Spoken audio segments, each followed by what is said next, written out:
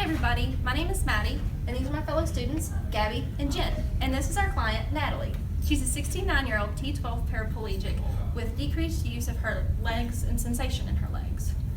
She was also diagnosed with COPD, which makes it hard for her to breathe. So Natalie, what kind of goals would you like to meet? Well, I really do want to increase, my independency. And I really have some struggles with putting my socks on and my pants on. So I really want to work with that. And also transferring. I really do have a hard time transferring. Well, we're going to teach you all that stuff today. All right. The occupation that we're going to focus on today is being able to bathe independently. So you would need to first start out with the wheelchair positioned at the right angle with the shower bench. And you need to make sure that there's no gap in between these two surfaces, and if there is, you would need a sliding board piece of adaptive equipment. So firstly, after making sure that the wheelchair is positioned at the right angle, you are going to make sure that the wheelchair is locked on both sides. Okay, and the next part is you're going to have the client shift their weight forward to the front of the wheelchair. Okay, and then with both arms, the client is going to use their body weight to slide over, and then there are also rails, which is not always in a client's home, but they do help. So if you want to go ahead and demonstrate. And as you can see, there's no gap in between these surfaces.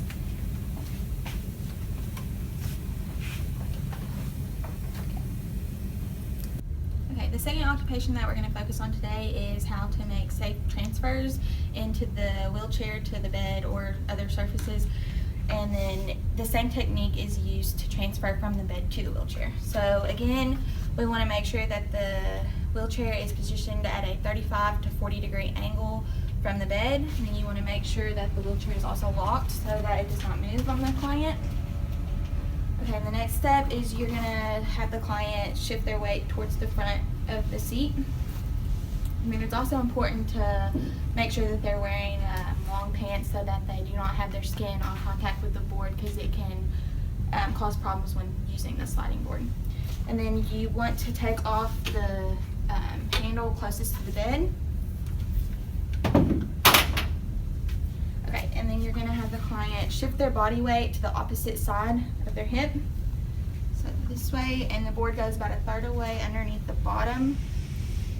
And they're going to use both of their arms to transfer their weight over to the bed. If you want to go ahead and demonstrate.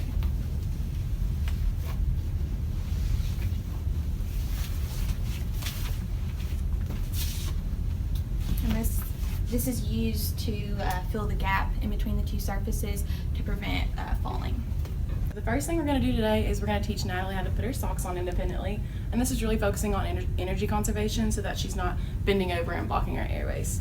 So the first thing that you're going to do is you're going to come closer to the side of the bed, and you're going to lift your legs off of the side of the bed. And notice that we have her socks already laid out for her. And she's going to stay close to her nightstand so she can reach them. So first you're going to reach your socks and put them beside you. And then you're going to take one of your legs and you're going to prop it up on the other leg. And prop it on top. And that way she can reach her socks easier, and she can just go ahead and slide them on so she's not bending over and using too much energy. And you're taking your leg and lifting it back down. You're going to do the same thing with the other leg.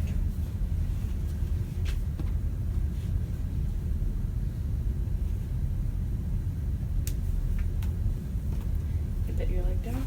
And that's how you put on socks independently.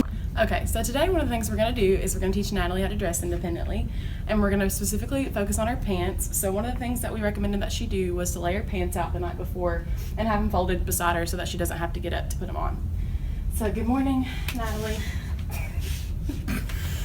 So we're going to teach you how to put on your pants. So if you can go ahead and grab them, lift yourself up.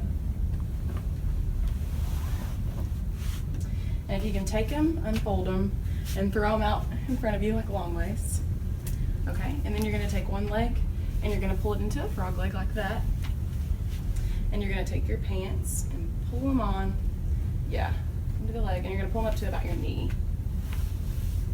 And then you're going to, that's good. And then you're going to take this leg and do the same thing, pull it up.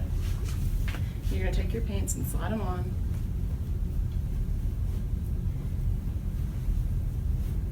Yeah, and just position your leg as you need to. Slide your legs in. Okay, and then pull them up to your bottom as far as you can without moving. Yeah, and then so once she gets to this point, we're probably gonna have her move side to side so that she can pull the pants up all the way. So yeah, move from one side and kind of pull them to the other side. And that is how she puts on her pants independently. Okay, so a few adaptations you can make to your home are to add railings to your showers or to your toilets or to the side of your bed. In slippery areas, it's super important to decrease the likelihood of falling. As someone with a spinal cord injury, it's really important to know that you are at increased risk for decubitus ulcers. So you need to move yourself every 30 minutes to 2 hours using these railings or with your hands. It's also important to have a caretaker check to see if you have any wounds because you can't feel it. So they would look for redness, bruising, or sores that are acquiring on their lower legs or buttocks.